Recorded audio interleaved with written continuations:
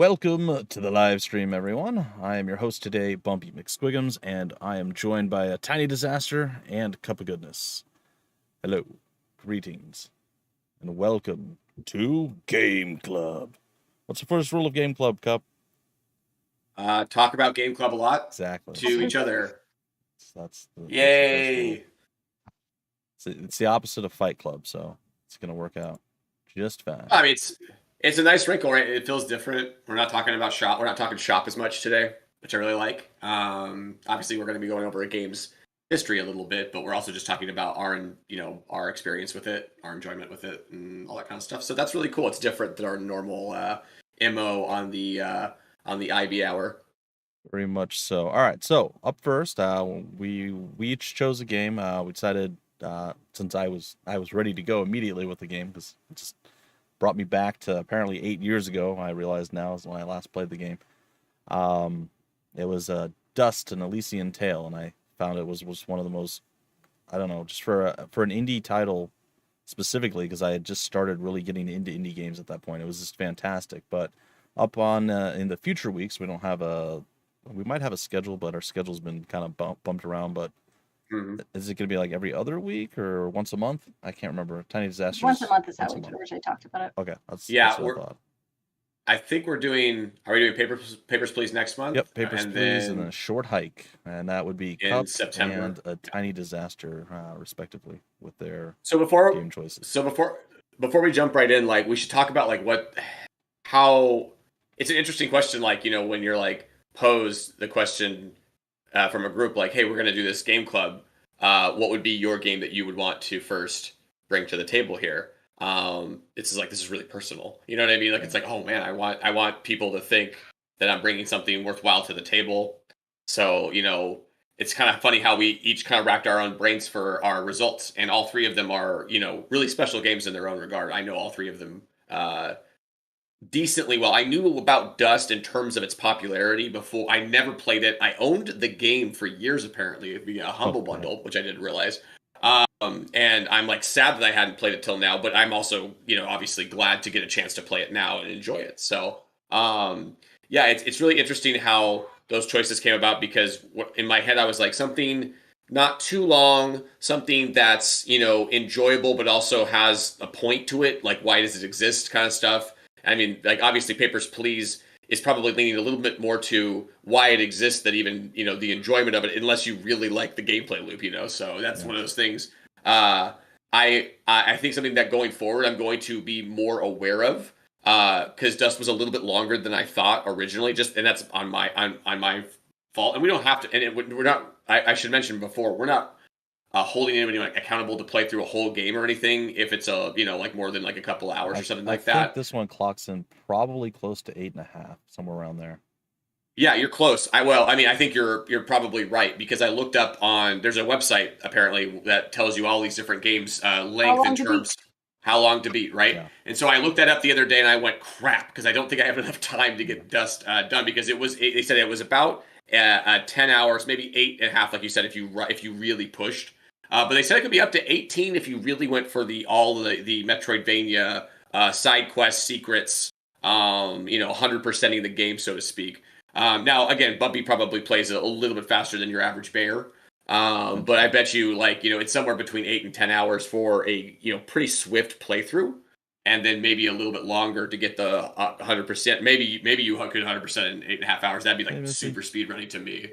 Hey, Missy, what's up? I think it might be even a little longer than what I threw out there, because I remember the last episode, there's like an hour-long speech at the end, kind of wrapping everything up, explaining everything. So here's what I'll say is that I think in 2022 this game would be tightened up a little bit. I think there are some parts that I felt like it's a balance, right? Because the Metroidvania, you want this expansive sort of map to explore. These areas need to feel cavernous to some degree. Yeah. But there were some points where I was like, man, I've got to go through another area with another bunch of dudes again and stuff like that. This does not happen very much, by the way. Yeah. But it was just something that, like, I was like, in 2022, I bet you they would maybe tighten that up a little bit, in a day of where I only have this much time to play, I'm an adult, that kind of stuff, I don't think that was maybe present in 2013. That thought didn't really even exist. And it wasn't necessarily a bad thing to have that extra gameplay there. But that was something that I thought about, like, if it was made 9 years later, I wonder if that would be emphasized a little more to tighten it up just in certain spaces, because it is a little bit like you have to, like, even on the normal setting where the combat's pretty easy overall. I think, like, when I'm playing it through normal, I found it to be mostly enemies that were like fodder for my cool moves, and then the occasional gotcha enemy. Yeah, we're like, oh, that didn't work. Yeah, or it's like, if I just try to plow through this enemy, that ain't gonna go well, right? Like, and stuff like that. Obviously, I'm at the point now where I'm running into enemies that are basically just kamikaze bombs, and I'm just like, okay, get away immediately as I'm like flying usually through the maps and stuff. But I was surprised at a lot of about this game. And I'm kind of just winging it, and I need to slow down and let you guys talk a little bit as well, because there's lots of different areas that we could focus on. But yeah, the gameplay to me was really enjoyable, if not just a little long-winded in a few parts that I was like, yeah, I think I get it. I'm going to beat these guys up. I have to get through this area. But at the same time, they handcrafted those maps. You know what I mean? Like, it's not like those things were procedurally just long for no reason. So there was reasons for them building those out, kind of establishing the pillars that you do in a Metroidvania, right, in terms of how you can get to a place, or what areas you can get to right away, and what areas you have to come back to later once you learn certain abilities. Did you recognize... So Bumpy talked to... Oh, go ahead. I was just going to say, we talked about this a little pre-chat, but Bumpy, if you want to go into a little bit of why you picked this one, I thought that was just kind of a nice story. Yeah, well, I just want to say, or ask, Cup, did you recognize the main voice actor from something? He was recognizable, but I did not pinpoint him to anything in particular. He's been a lot of stuff apparently, which is cool, because I actually was kind of like, in my own play, that I kind of rewatched a little bit of what I had done back in the day, and I was like, I actually am not that far off. Like, I could almost mimic his voice, which is kind of funny, because it's a very distinct voice, but it's one of the characters from One Piece, which you're a big fan of. Oh, really? That's crazy. See if I can figure out which one. Is it Sanji? He's got a nice, easygoing, but still very intent, strong-willed voice, and I thought that was really nice. If it's Blackleg Sanji, that would be awesome, because that guy is all over the place, like you said. I'm trying to think who else it might be, but yeah, he's a great voice actor, and I love that how just the general idea of your abilities and your weapons being characters. That was just such a cool thing right off the bat. Like, that makes it so much more interesting to just do a standard, action RPG, so to speak. When you say, we're going to give your abilities, we're going to give, they did this in, I think, Disco Elysium too. We're going to give your upgrades, like, voices, like minds of their own, so to speak. Yeah, suddenly they're starting to weigh in with opinions. Right. And I love how, I'm dropping the little cute fluffer's name right now, your little magic user. Fidget? Yes. Fidget.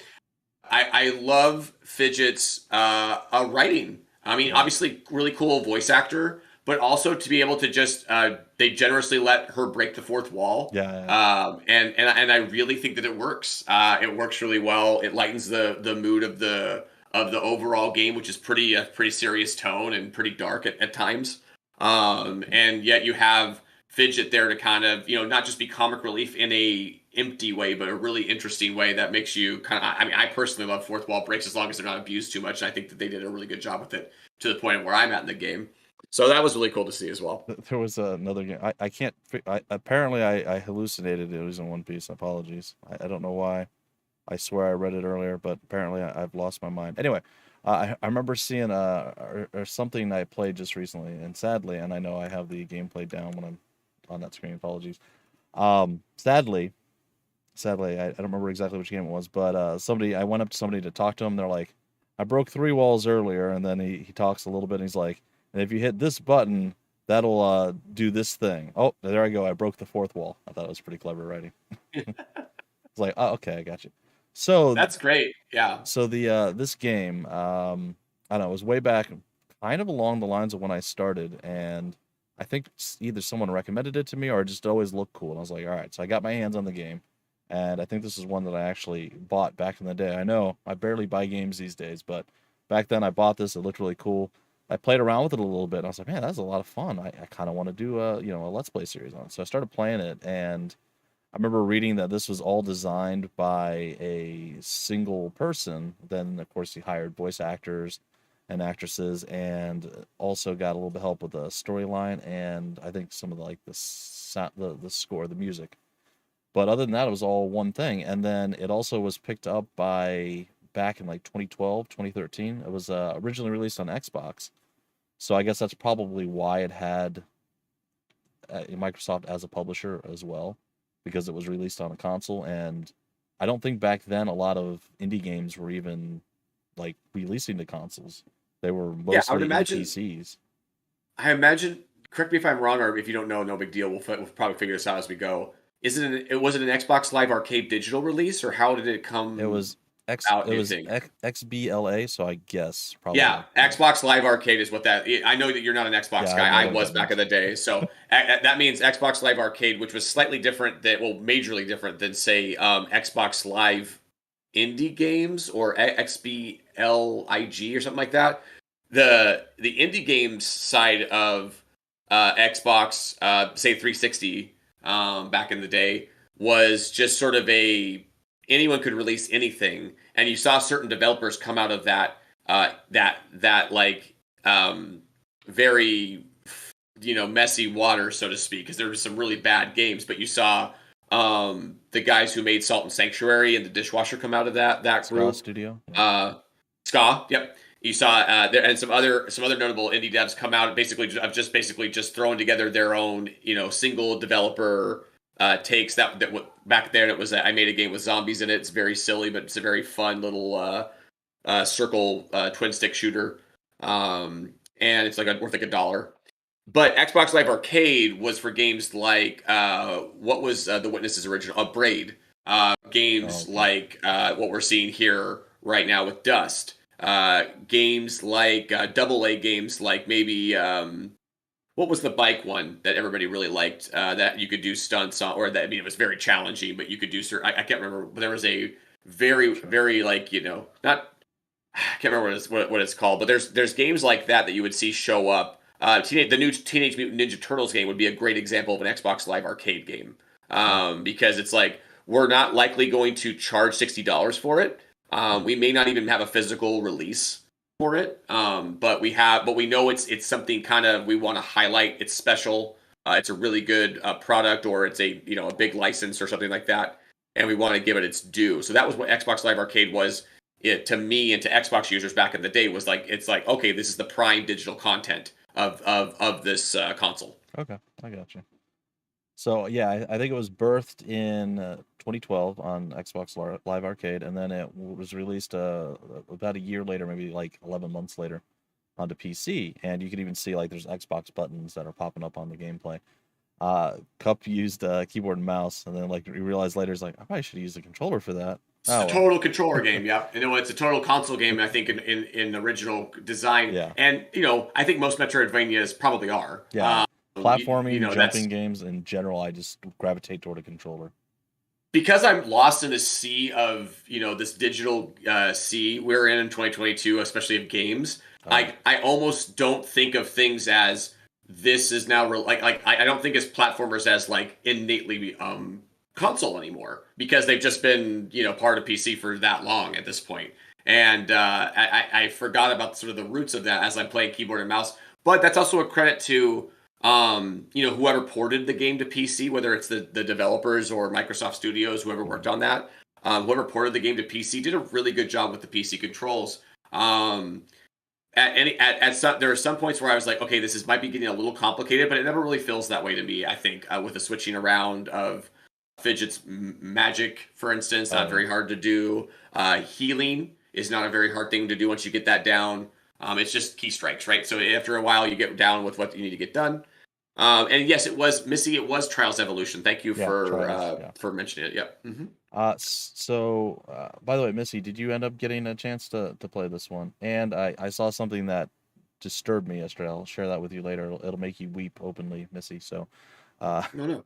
I don't want to upset you, but you'll see it because it bothered me. It kind of took over my Cook Serve Delicious stream yesterday. is pestering me. But regardless, yeah. So I dove into this. I played it, and I just was like, this is great. And I think this is one of the few games, even at that point, that I had played through beginning to end, which I very rarely do. Most of the time, I'm distracted by 500 other games at any given time. So I don't really get to go like day after day and just focus on a single game. There's only 2 that really come to mind that I've done that with recently. One of them was this game. I say recently, almost 10 years ago. And another one was Deus Ex Human Revolution. I really enjoyed that game. Played that one all the way through, kind of back to back. I need to play that one as well then. And this is one of those games that showcases, it had an indie idea, indie style, and so on and so forth, but it's a rarity to actually get a publisher behind you to have the money to make your dream a reality, essentially. Since this was published by Microsoft, and I assume they probably had something to do with at least the Xbox Live Arcade release, you can tell that this is a lot more polished and everything else than a lot of other indie games out there. And yeah, I mean, indie games that we'll see. Yeah, a minimum of probably $1 million has been spent on this game, if not more. And that's me thinking about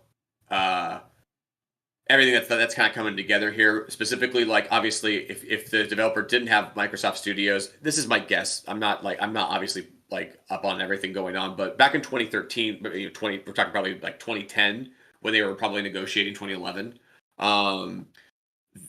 You would think that their relationship with Microsoft was as like, we got this really, great thing here that we just need a publisher to take it to the next level. And Microsoft was, this is always like the crutch or the critical thing for game developers, is that the platform was interested in this kind of thing at that time. Yeah. They were looking for games like this to add to the AAAs and to the standard that they had and stuff. PlayStation at times has emphasized this, and other times they haven't. And that's true for a lot of different platforms. Steam has shown indie love, and sometimes hasn't. So it's just there's these moments where you feel it and where you don't. And this was a great opportunity for this developer, apparently at right place, right time, and had this great product. And Microsoft said, "Yep, we're going to put our weight behind it." And now every single character in the game has a voice actor. That's pretty amazing for an indie. That does not happen for most indie, indie games. Yeah. Super expensive, like one of the most expensive things. Maybe music might be more expensive. Yeah, I imagine there's quite a bit of double casting, but even then, it doesn't sound like there's a lot. I don't notice it very much, and there's a ton of characters that have voices. You go through I've gone through 3 towns now with a ton of voices, so it's pretty impressive. I love Fidget. She's so funny. Match the buttons. I was like, okay, I immediately love her. She is awesome. She's great. Again, I love that you right off the bat you just go, "What are you doing here?" And she's like, "I'm a mechanic." You're like, "Oh," you know what I mean? Like it's such a cool thing. Like, look at my super spectacular, stupendous, awesome move, and she just fires 3 little blips of stuff out. My wife really liked that. My wife said, I was able to roll that off the tongue as well as the tutorial showed me, right? I was like, check this out. So, her move, meh, my spin move, meh, but together, you know what I mean? And she thought the mechanics were really cool there. She also said the game was just gorgeous. Yeah. She thought the game looked really, really good. It does look cool. All right. Tiny Disaster. I know you've got to play a little bit of the game. What were your thoughts? I got about halfway through. You said you switched to the Switch, right? Yeah. Yeah. So I played it like to about the beginning of chapter 1 on Steam, and then I'm not good with combos. I'm very much a button masher, so that resonated with me as well. Like I just felt like anytime I was hitting that secondary button, I was getting the fidget spin thing rather than like anything else. But then once I switched over to Switch, the gameplay just felt like, I'm sure the buttons and everything works perfectly on Steam. My brain wasn't jiving with it. Yeah, you just whatever's you get used to. So. And I'm not a big I play most things on PC, but this really just felt so natural on a console. It does, yeah. Even though it wasn't like an old game, it felt like old school in a really nice way. Yeah. So very much not the normal thing I would play, but I thought the story was really interesting. I just it was fun with but still not being like too lighthearted, too silly. Like it was there's some substance to the story, and like I'm gonna continue playing it even after this chat until I manage to beat it eventually. For sure. So Yeah, the game was never too annoying in any way, and I really appreciated that. And what I mean by that is the chats were never too long. You could skip scenes if you wanted to, or you could certainly buzz through them fairly quickly. The gameplay portions were never. I know they were maybe a little long in the tooth for me now, but back then I think it would have been fine. Like I said, it's a different era. I really believe that. And I think 9 years is a big difference. As you play. Yeah. And I mean, obviously, I think teenager me or 20-something-year-old me wouldn't have minded the little extra content. And just 37-year-old me is just sort of packing up about it because, and that's because we focus on that so much on the marketing side of things as well. Sure. But that all said, there was never a time where this is a game where, rather, this is a genre where if you're not good at what you're doing, your players are going to get lost really easily. Yeah. I am so impressed at how the game never made me feel completely lost, or if I felt like I hadn't figured out where I needed to go, the next motion or move I did got me there, if that makes sense. The next push towards a direction that I thought this is where I need to go was that direction ultimately. And I think that that's a huge nod towards the game design, towards the map design, and like the level design. Because someone like me is going to get lost in a lot of Metroidvanias. It's just the way it's going to go. If you and if I hit dead ends again and again, that's why I don't play them. Like I ultimately drop Metroidvanias a lot of times because I hit these dead ends. You're like, what because they're like, they're like, you can't figure it out unless you look it up. You're like, well, I don't want to do that. I'd rather have this natural progression where I do figure it out, or where I at least, the idea with Dust is if you head downhill, you're going to find a way, one way or the other, a lot of times. And if it's not there, then maybe there's some platforms for you to get out of a situation or something like that. But most of the time, if you're just free falling or going, what's the Homer Simpson thing? Naturally walking downhill, it's like I expect. Where's your husband? Well, he's going to naturally be inclined to head downhill.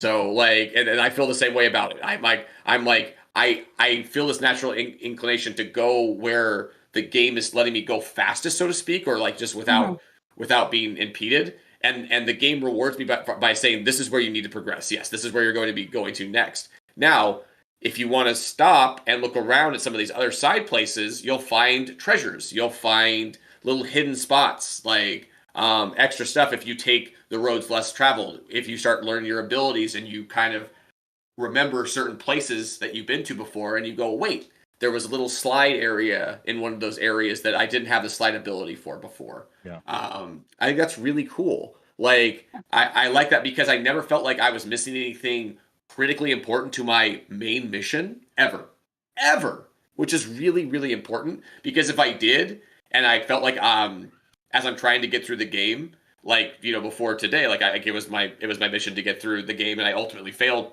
but that's only because it was longer than I expected, not because I got stuck in areas or because I got like hung up on stuff for a really long time.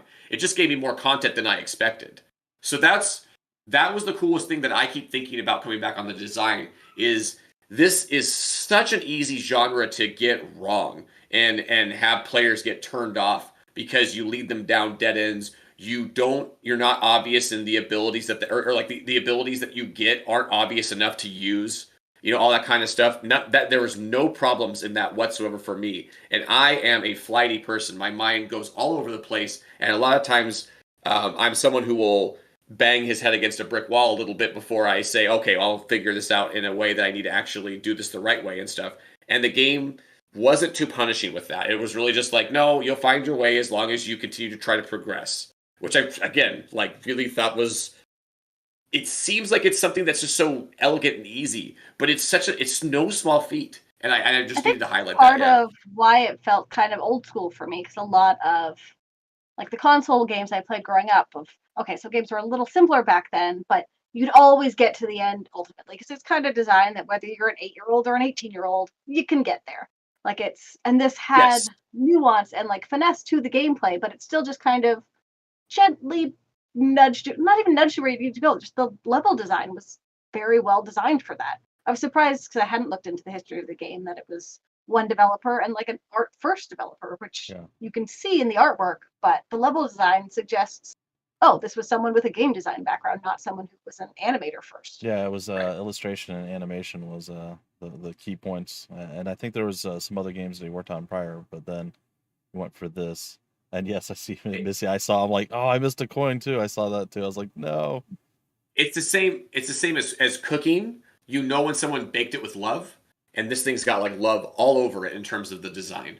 Like they really wanted to make sure the player did not suffer in any, like significant way that would be like on the gameplay. You know what I mean? Like as opposed to, no, you're just not like, taking the obvious route or something like that. Like it's the player's fault if they're stumbling, and that's very much true in the mechanics as well. In some like Dark Souls light boss fights and things of that sort, which I really enjoyed, right? They weren't like super really ridiculously hard, but they still required you to read and react what was going on, which I really liked a lot. I love the fight with the madam, I believe is her name. The second big boss fight you have, which she's the one way down in the underground. And she has this sort of bubble lightning that follows you around. And she has a big red hook when she gets close that if you're ready to parry, you can parry her every time. But if you're not up on parrying, which parrying is a very easy mechanic to use once you have learned and integrated it, I guess, into your playstyle. But if you're not doing that, then you're going to find some struggles with some of these bosses. So I really like that as well, because some of the game can come, on normal at least, can come super easy, and it's just like, yo, check out my sweet moves, and I'm not being threatened at all. And if I get hit by any of these guys, what even happened? Yeah. And then other times you're just like, no, I have to really focus in. This is an important, critical moment where I can't just spin it and win it with my magic or anything like that. But there's times to do that, which I love. There's still times to use your special cool moves. You just can't do them willy-nilly or just like ad nauseum and think it's going to work out for you. Yeah, this one even the game has a mechanic where if you use the move for too long, you hurt yourself. So I a little earlier it showed me I was zipping around up in the air, and eventually I got hurt and a cutscene started. And so I was like, man, I can do this indefinitely, and I just kept zipping around. I mean, it's really cool the mobility they give you too, right? They like Yes. you said. You felt like some of the gameplay stretches were a little bit long here and there, but at the same time, and I think why it wasn't like egregious is they gave you so many mobility options to get around the map at a quicker pace and to keep moving. The game is fast paced. So I think that's one thing that I kind of got after a while was, just like in my Dark Souls experiences, after a while, if I've been through an area before, I'm going to try to just skip past monsters. I kind of thought, there was one segment where they went environmental versus monsters, right? Like suddenly there were no monsters and there was environmental traps, challenges to get through. Great change of pace right in the middle of the game. I believe it was in chapter 2 or late chapter 2 when that happens. The chapters are long, really. Like I'm I think almost to chapter 4, and I feel like I'm through like maybe 70% of the game at this point. So the chapters are meaty, and like they take a while to get through. And that doesn't even get into any of the side quests really, like that you could be doing. So it's pretty awesome. I'm thankful that you brought this game to our attention, because like as TD said, I'm going to be slowing my roll now and taking my time to finish it out now that we've gotten this club in. And again, I've understood that the requisite isn't necessarily you have to have the game done walking in, because I thought that was the mission originally, and because of that, I pushed fast through this game. I haven't really taken my time with it, so to speak. I haven't really been able to seek out all the secrets. Do I still do the chest? I don't know why. I imagine with the chests on the controller, you have to enter button presses. Yeah. Like Y, B, A. Yeah, it's WASD in the for the up, and it just shows up, left, down, or right arrows, and you just enter those. Never too challenging. Just like hey, you paying attention? Like you have about 3 seconds to figure this out. I like that as well. So the unlocking of the chests and the goodies and quick time events not like egregious or anything. No, and the shop was cool too. I thought the shop was there enough where I felt like, oh, this is an area where there's just more environmental things. I might want to have a few more cinnamon buns coming through here. You know what I mean? It's nice to have wall chicken. The shop. Yeah, if people are wall chickens, questionable. What was the questionable wall chickens or whatever they were called? Like I love the name for that. And then I found as well, it's like, hey, you could go through the whole game, just sort of doing your base upgrades. But if you're buying things from the shop, you can really up your attack. Ooh, problem solving. Sorry. Making you can make your base attacks like you're just your mouse one or whatever, I guess A button or whatever it would be on the controllers. The base attacks, once you get some of the upgrades from the vendor, are super strong and can cut through like your little munchkin groups like so much faster. I noticed, and I was like, man, I need to keep my eye on these kind of things. So the detail of the RPG side of thing, and I don't mean by like like you're not playing a role that's it's not like RPG in like the traditional sense, but like it is in the video game sense, an RPG with the stats building and the character building, all that kind of stuff.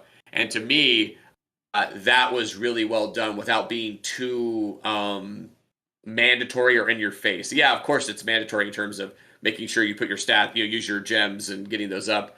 But shop around, grab some rings. You know what I mean? Make things a little bit better for yourself. Why not? But you don't have to. It's just like it's going to improve the situation, and you'll be amazed at some of the things you can do in terms of damage on some of like the big guys and the bosses and stuff when you upgrade your stuff through the store and such.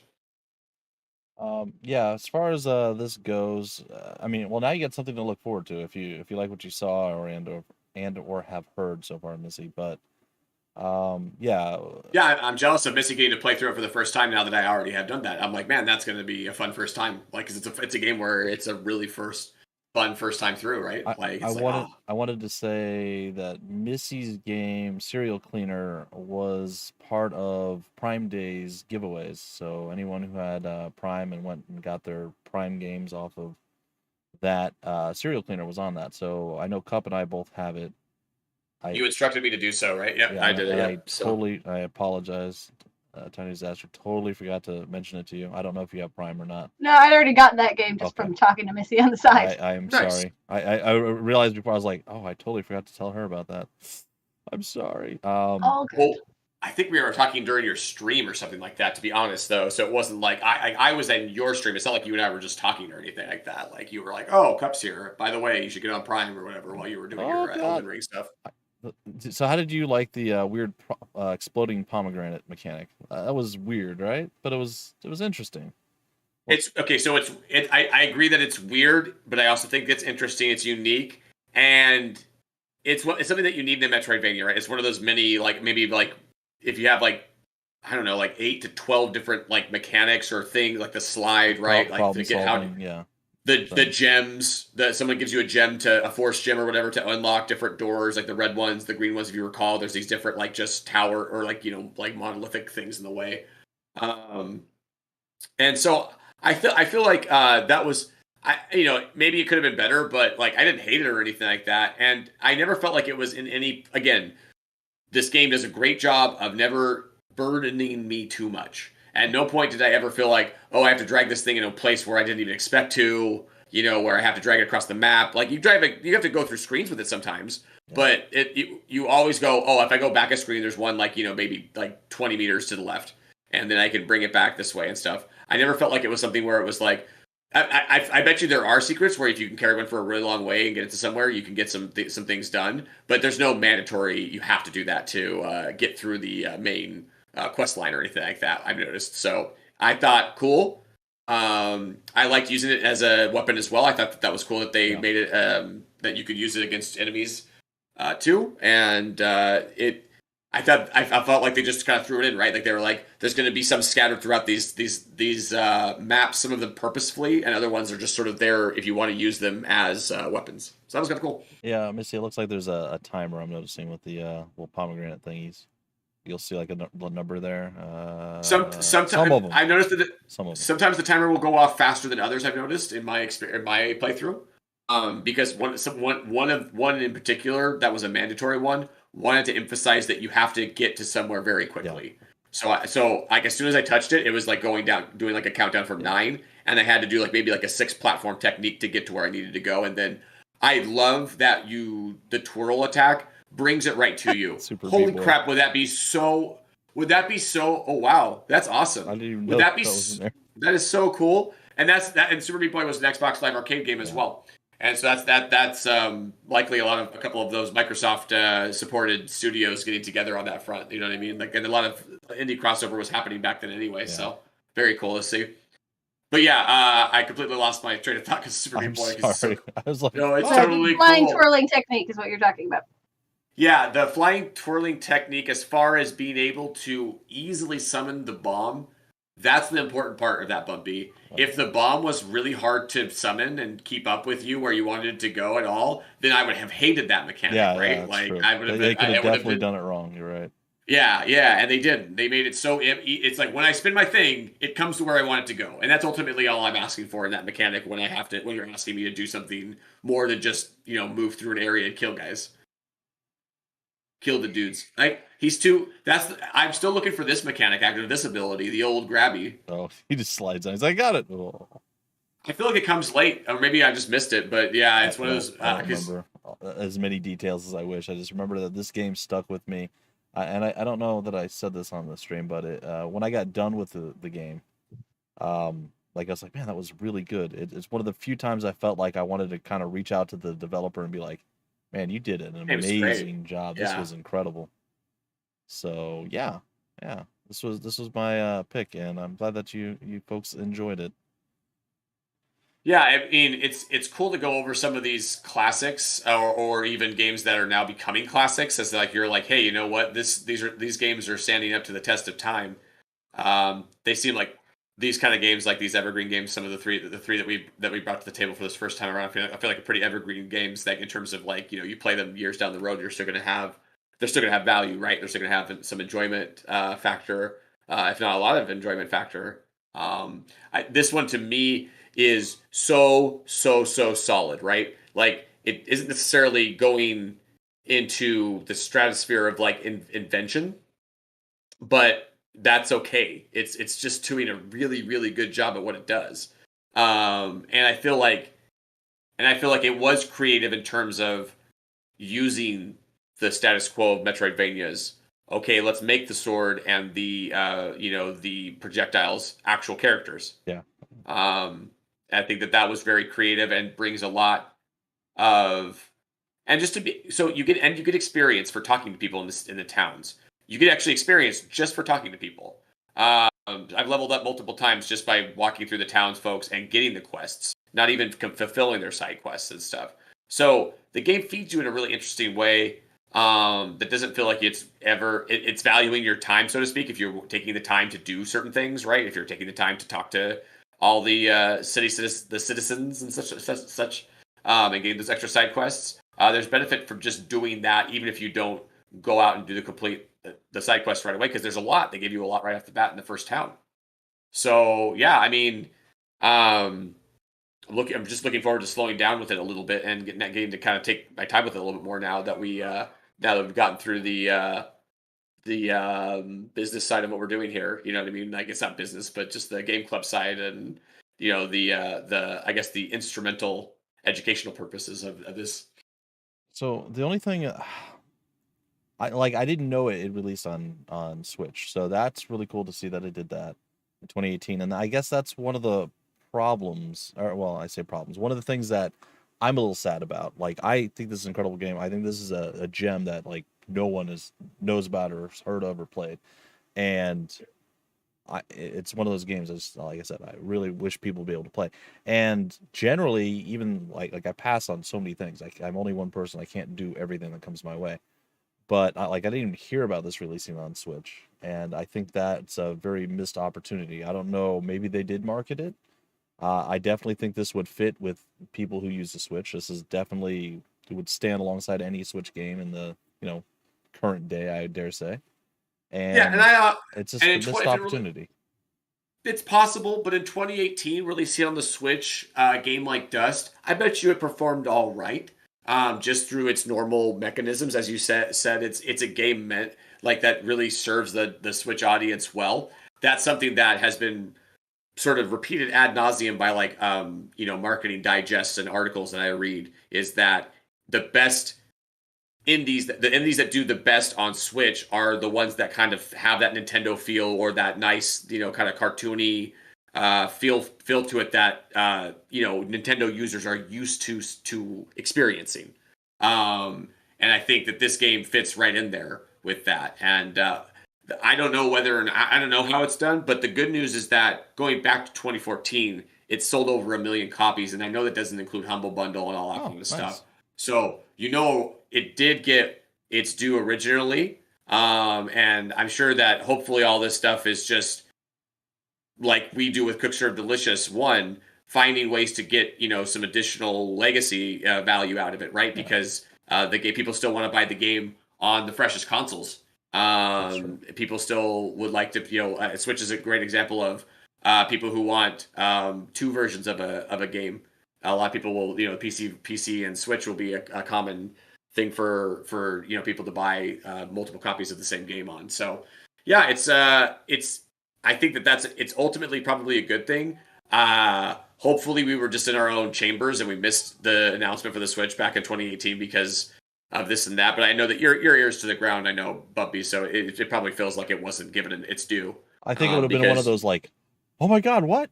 Because I would have seen the name and heard and recognized like it's a sequel. Is probably what I would have originally thought, but yeah, and a lot of people have asked for a sequel. I don't know the status on that, but I know that when I googled a lot of googling just Dust things, I noticed that one of the top searches was when is Dust 2 coming out? When is Dust 2 a thing? And et cetera, et cetera. So I don't know if that's technically this might even be a sequel or a prequel or something, because there's another one. There's yes, I think it's just an Elysian Tale, and then there was Dust and Elysian Tale, and I didn't get to dig into what the other one was. I was like, oh, there's a second game. I looked around, I couldn't find it as an actual game, but it was like on the website. If you actually go to the website of probably the game itself. Let's see here. Okay, it's still playing. That's good. Give me 1 sec here. There's this basically, it's a very basic website, but it's nope, this is not the one that I want. What is this? This is Facebook. Oh gosh. Okay. Well, yeah, I went to. I found it somewhere. Just, I don't know. Click through from the Wikipedia page, and the official website of Elysian Tale, which I don't believe has been updated since 2015. Yeah, it does have like one side for Elysian Tale and one side for Dust. Yeah, okay. Clicking through gets me to like missing images and the announcement of it being released on the App Store in 2015. So. Yeah, so my assumption was there was either maybe some sort of storyline or maybe a Flash game or something before this came out, and then this was the follow-up to it. And it's funny, like I always see, oh, there we go. I always see myself in any game that I play, and we're watching footage from way back in the day.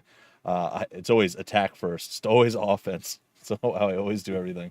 So I like the first 2 gems, attack, damage. It's like, yeah, this is definitely me playing. I figured out the Elysian Tale thing. It was going to be a traditionally animated feature film, currently in production. I don't believe that ever actually happened. Gotcha. Okay. So yeah, I saw it. I didn't get to dig into it. It was something I was going to do. And then I totally forgot about it until just now. I was like, oh crap. So it feels like it is as you say, sort of lost its momentum, so to speak, where it could have been something where maybe it kept its momentum and maybe some other properties come out of it, which is it is what it is. I don't know whether that's based on how it just didn't pan out with the teams involved, right? Like with what was going on with the additional content and things of that sort. But yeah, it would make sense, right, to come up with something that like you could see this as like a Netflix show, or in this current era. Like I could totally see this as like an episodic with these kind of characters that they develop, the voice actors, that kind of thing. It definitely could be interesting. I think the lead character really carries it a lot, or the lead characters, I should say, really carry it in a lot of ways. How many sentient swords do you know that's a main character? That I like that quite a bit, and yeah, I'm sure there's examples, but there's not tons, and certainly not done in a way where he's really the Rock. Obviously, when you have comedy involved, you have the main character as the straight man, and Fidget as like sort of the yuck, kind of stuff, the jokester. But then you have, I think, a lot of the sort of mentorship through the sword, right? Like the sword's like constantly warning, constantly sort of like giving advice. Hey. Yeah, that's beautiful. Those chapters, that the artwork on that, just really fantastic. Really huge attention to detail.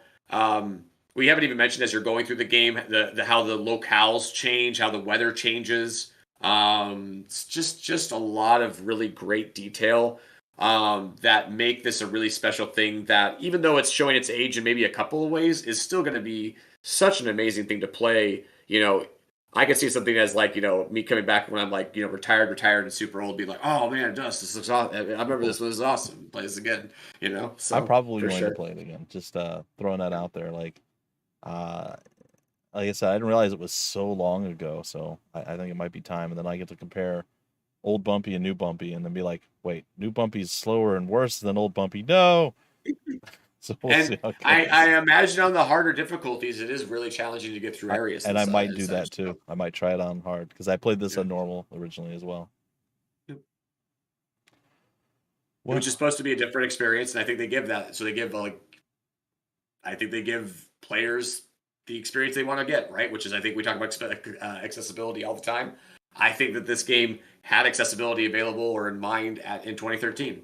As TD pointed out, 8 to 80 would probably have a good time with this game if they understood. If they understand the center controls. I mean, my mother-in-law is getting up there. I know she'd like to play this game. She's cool. like a Zelda. She likes Zelda and such. So this is a game that would probably be up her alley. It's like pulling teeth to get my wife to play anything. Yeah. She will But play your stuff, father. but yeah. See, there's people though, right? That's Yeah. true. My father is what, 65, 66 or something like that, and he's still playing everything that we play at He really rivals us in relatively terms of competent gameplay. level. Yeah. Yeah, in terms of gameplay time, he really rivals us. Like, I mean, it's like darn, we have to work.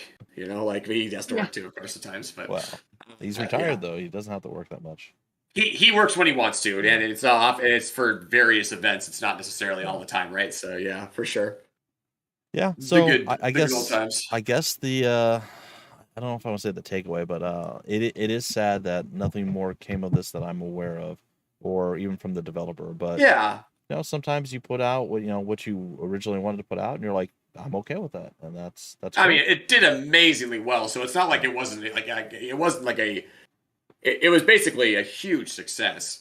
So from that success could have come more properties. It just seems like it didn't happen, and I think that happens pretty darn regularly. Actually, if you look at media, different mediums in terms of like shows, games, movies, etc. Things that have been produced. Things have been like pulled from like maybe like YouTube to like Adult Swim, things like that. These things are going to really develop into things, and sometimes they do, and sometimes they don't.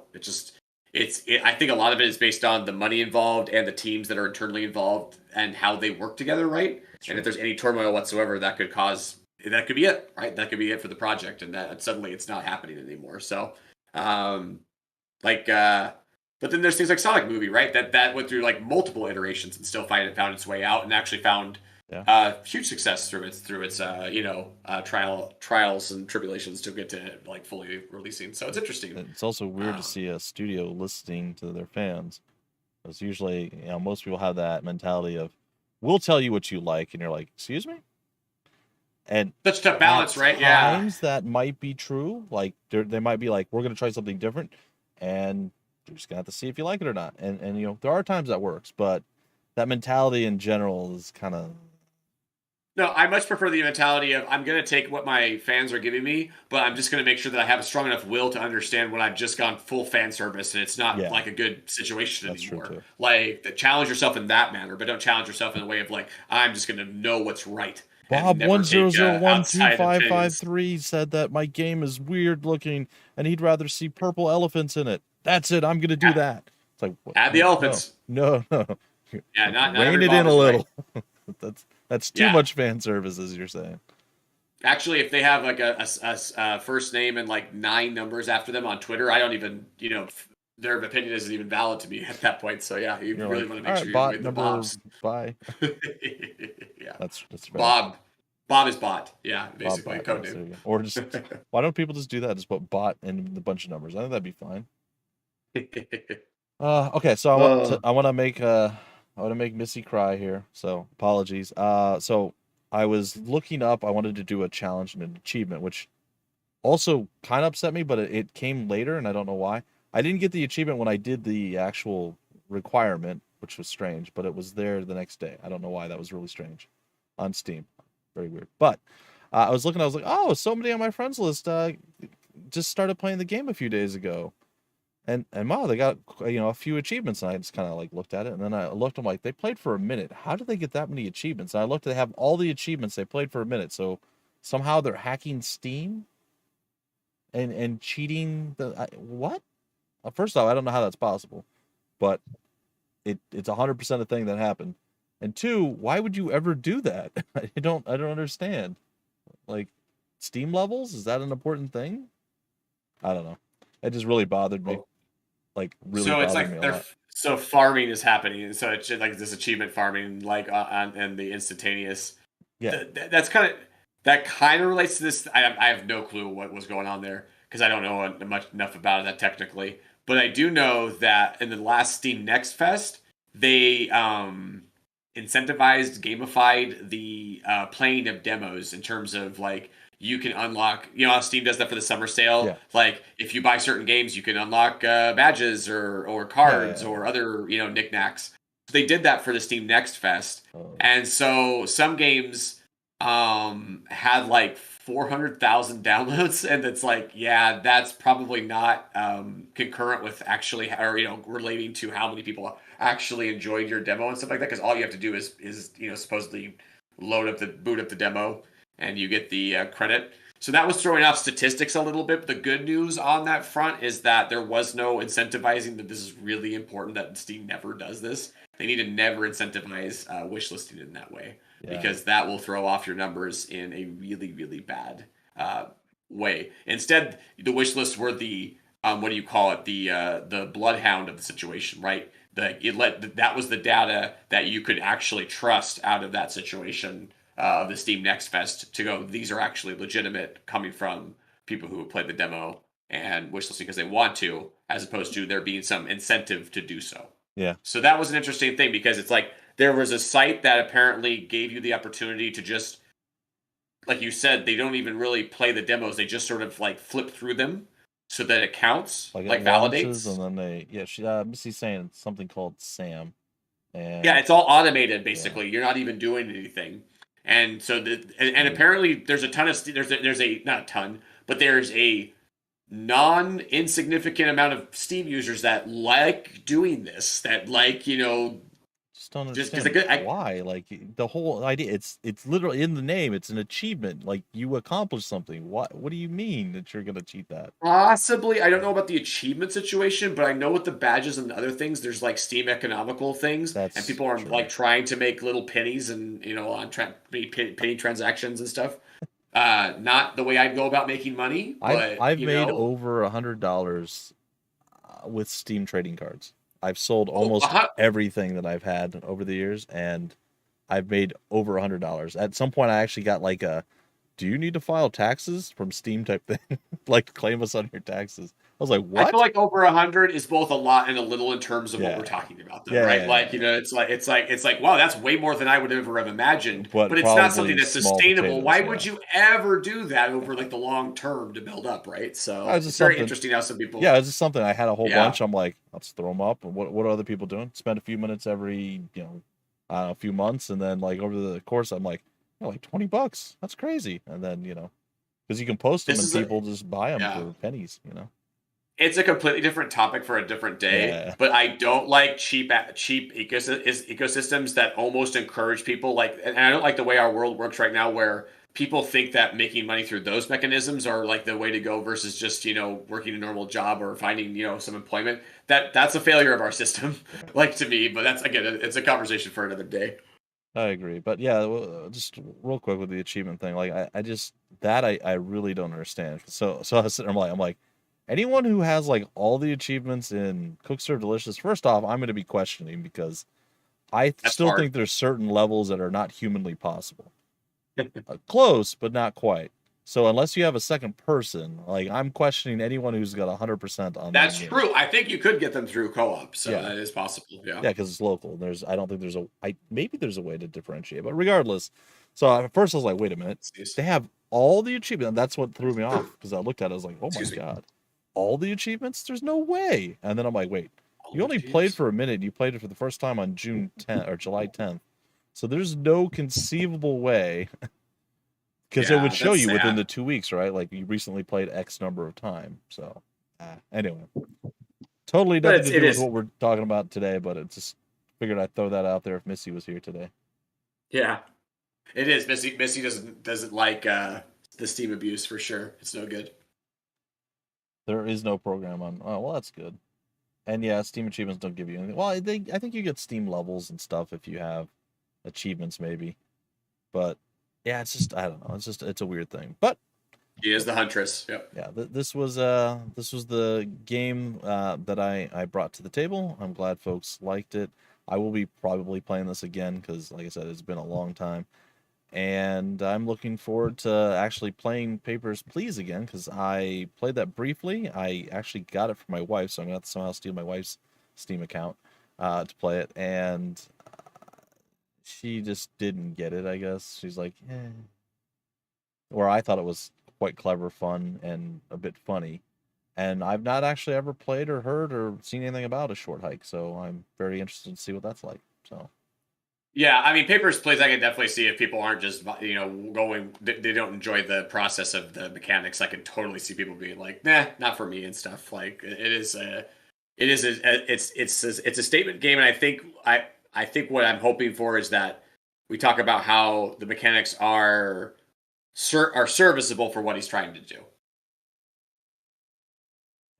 So hold on. Yeah. By the way, your game time doesn't show if you play them offline. Oh, well, maybe. I don't know a lot of people who don't just leave Steam online or in online mode. I don't know, Misty. One thing I'm thinking about is, does it not update though? Like when you do go online? Yeah. That's the thing. It's because sometimes if you go online, you think it updates. I'm not sure what it shows for me. I've been invisible for a while, but I have like 5 hours in dust right now. So yeah, like I think I thought it was like 6 what I saw. Yeah. But let's see here. 4.1 is what it's showing right now. Yeah. But I haven't gone online for a little bit here, and I played about an hour today, so maybe it changes. I actually think I'm not sure how it works. No, I thought I played this game before they even had achievements, but no, I'm 53% through. Oh, I'm not very good apparently. But any excited talk you guys want to throw at us about your 2 games that we're going to be coming to before we break it off to get people hyped up for the next game club? Well, I like I said, with me on deck, I'm really looking forward to. I did look at our other games on that website that TD mentioned, and this one's only, I believe, a 4-hour playthrough for one time. It can be replayed with a few different endings, I believe. It's a thing where you kind of just enjoy the ride in terms of you're just put in a position to do this thing and you do it, and some things happen, and it's interesting. I haven't played it in 5 years probably, so it'll be cool. I'm going to revisit it for sure, and make sure that I'm fresh up on it. I feel like it's a little different than Dust in terms of I need to be fresh up on it, more so than Bumpy needed to be fresh up on Dust for this conversation, if that makes sense. It's a very specific. There's some very specific themes that we're going to have to talk about that if I don't freshen up on, I'm not going to be ready to go. But I'm definitely going to play that one again because I remember the general premise and idea, but that's about it. Whereas I remember more about Dust. And then it's Short Hike. Tiny Disaster, go for it. I was just going to say on Papers, Please first, because that's one for me that I've owned for years and have not played yet. And I'm not expecting to enjoy it. From what I've heard, I'm expecting to be emotionally tortured by it in a way that I enjoy the gameplay, but I don't know if enjoy is going to be the word I use. But maybe I'll be wrong. I'm excited to see whether or not you enjoy the exercise, right, in the end, right? Yeah. Like, I think that's ultimately the thing. Yeah, it's got some stuff in it, but was the actual experience, was the gameplay itself, like, was it moving you along? Was the pace right? All that kind of stuff. I'm interested to hear that from you, for sure. I suspect for me it will be. And Missy had also said A Short Hike is amazing, so I'm glad I'm not the only one who enjoyed that. I picked it because it was one And I think, like Cup said, we were all kind of trying to bring something great to the table. So it'll be interesting to see how Game Club kind of evolves. If we get into like a little more experimental, maybe didn't knock it out of the park, overwhelmingly positive, et cetera, in the future. But for me, this was like, okay, I feel like they're going to like this. It's a local game that I want to support. And it's definitely a quieter game, but it's very much that if you're in the right headspace, it is perfect. It's just if you're not looking for hack and slash and want to just take a short hike and talk to some bird people, it's really, really nice. So I could talk to some bird people. I really like the idea of us doing like Game Club Defendants at some point where we offer a game that we love that nobody else does. I don't know if we can find that game, but maybe, or at least one that like, is maybe like you're like, it's just something that is either overlooked or nobody cares about, that kind of thing. Of our favorite games, what's the like worst reviewed? Yeah, that kind of thing could be interesting. And then we bring that to the table and be like, okay, I totally understand why you guys don't like it, but still, I love it. That kind of thing. That could be an interesting procedure for sure. Feel really good about having tortured you guys now. Why would you do that to us? There are some games where we could do Game Club Misery Loves Company, where I drag you guys through a game that I went through that I'm like, ultimately, I want you to experience the same thing that I did, kind of thing.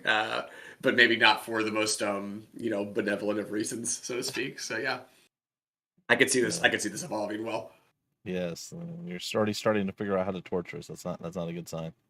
Oh. Okay, well, let's switch back to this screen so I can get off my full screen on the other one. Okay, and I need to bring up something else. And next week, since I'm totally prepared for everything and I'm amazing at my job, are we doing the analyzing your game sales data? Is that what we're? We can be. Yeah, the schedule kind of got tossed and turned a bit by missing the last couple weeks. Yeah. So Yeah, I think we shuffled the tutorial back a little bit to give us some more time to workshop that one. Or are we going back to tutorials? That was the one. Are we? I feel like analyzing sales data is something that I feel more confident about doing within the next week, as opposed to getting everything ready for the tutorial one. That one maybe have a little more digestion on that one before we jump into that one. So let's go for that. Okay. So I guess we'll maybe shoot for tutorials in 2 weeks, and then analyzing your game's sales data, and that'll be next week, and then some mini reviews to follow somewhere in that range. TBD. I'll go back to kind of look at the schedule again and see where we're at. Okay. Yep, sounds good. So that is the plan, the goal, the hope, the dream. Hopefully you get paid for getting tortured. Hopefully. Anyway, I hope you guys you had some fun. Hopefully you'll get to find some interesting, unique games that either you've had for a while, which I think most of you guys had Dust and Elysian Tale for quite some time, and you're going to actually play it now. And yeah, just again, that's kind of the whole point. Just stuff that we've enjoyed in the indie realm, we want to share, we want to showcase, we want to talk about and discuss and let other people get in on. So I look forward to the next one. All right, that's it. We'll see you guys next week. Take care.